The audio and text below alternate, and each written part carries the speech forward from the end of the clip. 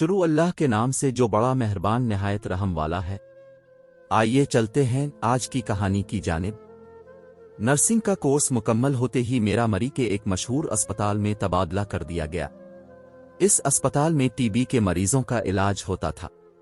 चीड़ के दरख्तों में घिरी हुई ये इमारत हसास जहनों के लिए अजीब सा एहसास पैदा करती। इन दिनों में उम्र के इस दौर में थी जब ऐसे नज़ारे दिल को लुभाते हैं और इंसानी रूह साथी की तलाश में सरगर्दा रहती है। जहां मेरी तैनाती हुई ये 3 मंजिला इमारत थी। निचली मंजिल में 2 माह गुजारने के बाद मेरी ड्यूटी तीसरी मंजिल में लग गई। पहले ही दिन नजर एक ऐसे खामोश मरीज पर पड़ी जो चेहरे से किसी तरह भी टीबी का मरीज नजर न आता था। चौंक कर रह गई, सोचने लगी शायद दुनिया वालों से बहाना करके ये शख्स यहां लेटा है। खूबसूरत खदूखाल वाला ये लंबा चौड़ा नौजवान निहायत अच्छी सेहत का मालिक नजर आ रहा था। चेहरे पर सुर्खी और होंठों पर वो कुदरती लाली मौजूद थी जो टीबी के मरीजों के नसीब में नहीं होती। इसके चेहरे का रंग कश्मीरी सेब की तरह सुर्ख और शफाफ था। वहां आंखों की कुदरती चमक और कशिश भी कह रही थी कि शायद मोहब्बत का मरीज हो तो हो, टीबी का हरगज नहीं। कुदरती तौर पर मैं इस मरीज में दिलचस्पी लेने लगी। पता चला कि बीएससी का तालिब इल्म है। वाकई मरीज है लेकिन मर्ज अभी पहले दर्जे में है। बहुत कम बात करता, किसी को कोई खास लिफ्ट नहीं देता। कोई अज खुद लिफ्ट लेने की कोशिश करे तो बुरा मनाता है बल्कि डांट देता है। मैंने इसके मिजाज को मलहूज खातिर रखते हुए इसकी पुरस्रारियत की वजह जानने का इरादा खत्म कर लिया। दरअसल उसकी बारोब शख्सियत, खामोश तब और रखरखाव ने मुझ पर जादू सा कर दिया था कि अब चलते फिरते सोते जागते इसके ख्यालों में गुम रहने लगी थी। रफ्ता रफ्ता में इसकी हम मिजाज बनती गई। हर रोज उससे कुछ सवालात करने की कोशिश करती। कभी निहायत मुख्तसर 2 लफ्जों का जवाब मिलता और कभी वो टाल देता। दोबारा सवाल दोहराती तो मुंह फैला लेता। कभी हंस भी पड़ता। तभी मेरे लिए वो एक दिलचस्प किताब था जो किसी दूसरी जबान में तहरीर की गई थी कि मैं जिसको बावजूद अपनी पूरी तवज्जो और कोशिश के पढ़ नहीं पाई थी। 1 माह बाद मेरी ड्यूटी उसके वार्ड में लग गई। खुशी से निहाल हो गई। घंटों उसके कमरे में रहती। अक्सर वो जानबूझकर मेरी मौजूदगी को नजरअंदाज करता और किताब पढ़ने में महव रहता। कई घंटे वो मेरी जानिब ना देखता। तब मुझे सुबकी महसूस होती। मेरी अजीब हालत हो जाती। दिल ही नहीं दिमाग भी थक जाता और बेइज्जती महसूस करता।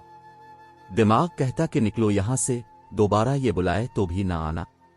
दिल कहता नहीं, इसके हालात जाने क्या हैं, क्या खबर किस कदर सदमात से गुजरा है कि टीबी वार्ड तक आ पहुंचा है। कभी तो ये खिलेगा, अपना अहवाल बता देगा तो जुस्तजू के जज्बे को सुकून आ जाएगा। एक रोज उसने हंस कर बात कर ली। दिल खिल उठा। मैंने बेअख्तियार उसके बड़े हुए हाथ का बोसा ले लिया। फिर एक नजर जो उसकी जानिब देखा, सकते में रह गई। वो गुस्से से सुर्ख हो चुका था। उसने गुस्से से कहा, तुम नर्स हो के बाजारी औरत? क्या नर्सिंग जैसे मुकद्दस पेशे से वाबस्ता नर्सें ऐसी होती हैं? उफ! दोबारा इसकी जानिब देखने की हिम्मत न हुई कि इसने मुझे मुंह भर कर बाजारी औरत कह दिया था। दबे कदमों आंसू साफ करते हुए वापस आ गई। दोबारा कई घंटे इसके कमरे में ना गई। रात हो गई। ड्यूटी से मजबूर मुझे इसके कमरे में जाना ही था। मैं गई। वो मुंह फुलाए बैठा था। मुआफी मांगी, खामोश रहा। मेरी आंखों से आंसू बह निकले तो इसका दिल पसीज गया। तभी मैंने हिम्मत की और उसका हाथ पकड़ लिया, नीचे लान में ले आई। हमने बातें शुरू की। ज्यादा में ही बोलती रही। तरह तरह से इसको मनाती रही। आखिर वो एक तवील खामोशी के बाद बोला, अब मुझे क्यों बार बार तंग करती है? अब क्यों इस कदर पुरस्रार कहानी बने हुए हैं? मैं उसकी वजह पूछना चाहती हूं। तो खामोशी की वजह बता दें या मुझे भी अपनी खामोशी में शरीक कर ले। बहुत सोचने के बाद इसने कहा, सुनो, बहुत शौक है तो, हालांकि जानता हूं मेरी रुदात से तुमको कुछ हासिल ना होगा, मगर तुम्हारे तजस्सुस की तस्कीन हो जाएगी। घर वालों ने मेरी मंगनी अपने रिश्तेदारों के हां कर दी थी। लड़की मकबूजा कश्मीर की रहने वाली थी।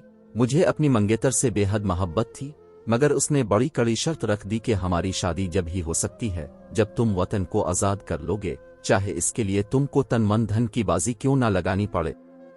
अपनी हम असर नस्ल के साथ मिलकर कुर्बानियां देना होंगी। फिर उसने मुझे एक अंगूठी दी और कहा, जब तुम अपने मिशन में कामयाब हो जाओगे ये अंगूठी मेरी उंगली में पहना देना। लोग मोहब्बत के लिए आसमान से तारे तोड़ लाते हैं, दूध की नहरें निकाल लेते हैं, या भैंसें फिराने लगते हैं, या फिर मजनू बनकर सहरा में लैला लैला पुकारते हैं, मगर मैं एक बाशऊर अहद का बाशऊर नौजवान हूं। मैंने सोचा, मेरी महबूबा सच कहती है, हमसे चंद नौजवान मिल जाएं जिनके दिलों में आज़ादी से मोहब्बत की आग रोशन हो तो वो अपने वतन को आज़ाद करा सकते हैं। तभी तालीम के साथ आज़ादी की जिदोजहद में शामिल हो गया। इस राह में जितनी मुश्किलात थीं, उनका सामना करना पड़ा। इस वक्त के मुफाद परस्त लीडरों ने हमारी राह में नाकाबिल बयान रुकावटें खड़ी कीं और जेलों की सोबतें मुझे सुर्ख कंबलों तक ले आई। मैं तो रोशनी की तलाश में निकला था, अपनी महबूब मंगेतर को हासिल करने के लिए, लेकिन अंधेरों की अथाह गहराइयों में पहुंचा दिया गया। इसके साथ ही रेहान की आंखें पुरनम हो चुकी थीं। मैंने इसको तसल्ली दी कि मायूस ना हो, पहले अपनी सेहत की फिक्र करो। बाकायदगी के इलाज से तुम्हारा मर्ज मुकम्मल तौर पर ठीक हो सकता है। सेहत होगी तो जो इरादे जो मिशन है, इसके लिए भरपूर काम कर सकोगे, वरना यह खूबसूरत जिंदगी बना किसी मकसद के खत्म हो जाएगी। मैंने इतने खुलूस से बात की कि मेरी आंसुओं से भीगी आवाज रेहान के दिल की अथाह गहराइयों में उतर गई। उसने तशक्कुर भरी निगाहों से मुझे देखा जैसे कि उसे कोई सच्चा गमगुसार मिल गया हो। मैंने इसका हाथ पकड़ा और उसके कमरे में ले जाने लगी। इसी वक्त सीढ़ियां चढ़ते हुए हमको अस्पताल के एक बासर मुलाजिम ने देख लिया। ये आधी रात का वक्त था। अगले रोज इस शख्स ने इस बात का बतंगड़ बना दिया और हर तरफ बात फैला दी। यहां से मेरी बदनामी का बदतरीन दौर शुरू हो गया। दूसरी नर्सें जो रेहान पर मेहरबान थीं, उन्होंने इस बात को और हुआ दी और सारे अस्पताल में मैं बदनाम हो गई। खुदा जानता है कि हम में किसी किस्म का गलत ताल्लुक ख्याल नहीं था और न हमारे दरमियान मोहब्बत का रिवायती खेल खेला जा रहा था। हमने कोई गुनाह भी नहीं किया था। एक नर्स और एक टीबी के मरीज के दरमियान हमदर्दी के सिवा और कौन सा रिश्ता कायम हो सकता था। मुझे फिर भी इस मुआशरे ने सख्त सजा दी। अब जिधर से गुजरती, लोग मुझे देखकर नफरत से मुंह फेर लेते, कहते, वो देखो, ये वही नर्स है जो रात एक मरीज के साथ बुराई करते देखी गई है। और मैं अपनी बेबसी पर 8-8 आंसू रो रही थी। मेडिकल सुपरिंटेंडेंट साहब ने वार्निंग दी। मेरी ड्यूटी वहां से जनाना वार्ड में तब्दील कर दी गई। अमले की इस संगली ने मुझे रेहान से और करीब कर दिया। पहले इससे मोहब्बत न थी, एक तजस्सुस था, इसको जानने का और हमदर्दी थी, लेकिन लोगों की लान तान ने इस जज्बे को मोहब्बत में तब्दील कर दिया। इसकी चाहत के नकूश मेरे दिल में गहरे होते चले गए। जानती थी कि वो अपनी मंगेतर से मोहब्बत करता है, वो मुझसे मोहब्बत कर ही नहीं सकता था। वो ऐसा आदमी ना था, वो तो किसी और टाइप का बंदा था। इसके पत्थरों से कोई लड़की लाख सर फोड़ लेती तो भी इस पर असर ना होता, लेकिन मेरा दिल तो मेरा दिल था और अब अपने दिल का मैं किया इलाज करती। वो दिन भी आ गया जब वो जाने को तैयार हो गया। वो सेहतयाब हो गया था। इसके दोस्त इसे लेने आए थे और मेरी आंखें अश्कबार थीं। जानती थी कि इसको अब फिर कभी ना देख सकूंगी, तभी दुआ दी कि खुदा करे हमेशा सेहतयाब रहे, कभी बीमार होकर दोबारा इसको किसी अस्पताल में दाखिल ना होना पड़े। इसके जाने से एक रोज कब्ल में उसके कमरे में गई। मेरी रात की ड्यूटी थी, वो जानता था क्यों आई हूं। मैं इसे खुदा हाफिज कहने गई थी और दिल से मजबूर होकर गई थी। उसने तब भी मुझसे प्यार से बात ना की। मेरी आंखों से आंसू बह निकले। तब इसने लब खोले। क्यों रो रही हो? क्या खुश नहीं हो कि मैं सेहतयाब हो गया हूं और यहां से सेहतयाब होकर जा रहा हूं? देखो, मैं तुमको नापसंद नहीं करता, लेकिन तुम्हें झूठी उम्मीद में नहीं रखना चाहता था, क्योंकि मेरी जिंदगी मेरी नहीं है, ये मेरी जिदोजहद आजादी की अमानत है। जाने कब मैं वतन के काम आ जाऊं। मुझसे तुम मोहब्बत करोगी तो दुख पाओगी। उम्र भर के आंसुओं के सवा क्या मिलेगा तुम्हें। अहद करता हूं कि जहां रहूंगा तुमसे राबता रखूंगा, खैरियत पूछूंगा, हो सका तो खत भी लिखूंगा। तुम अच्छी लड़की हो, इसलिए तुम मुझको हमेशा याद रहोगी। अगर जिंदगी में ऐसे हालात पैदा हो गए कि तुमसे मिलने आ सकूं तो मिलने भी आऊंगा। अब रोना धोना और आंसू बहाने बंद कर दो और मुझको दुआ देकर रुखसत करो। इसके जाने के बाद ही मेरी नौकरी भी चली गई। इस रात की मुलाकात का भेद भी अस्पताल वालों पर खिल गया था। बदनामी में कुछ और इजाफा हुआ और मैं शिकस्ता दिल होकर सऊदी अरब चली आई। आने से पहले मेरी रेहान से फोन पर एक बार जरूर बात हुई थी और मैंने इसको सऊदिया जाने का बता दिया था। वक्त गुजरता गया, उसने फिर मुझसे राब्ता न किया। जाने वो कहाँ खो गया। उसने खत लिखे ना फोन किया। मैं इंतजार करते करते थक गई। समझ लिया कि इसने मुझ ही बेला दिया है। शायद जिस लड़की के लिए वो जान हथेली पर रख कर गया था वो उसे मिल गई है। शायद इसकी इसी के साथ शादी हो गई हो कि जिसके लिए वो निकला हुआ था। मैंने काफी अरसा सऊदी अरब के अस्पताल में फराइज अंजाम दिए। दौलत, इज्जत, सुकून सब कुछ था, लेकिन रेहान की याद मेरे दिल से न जाती थी।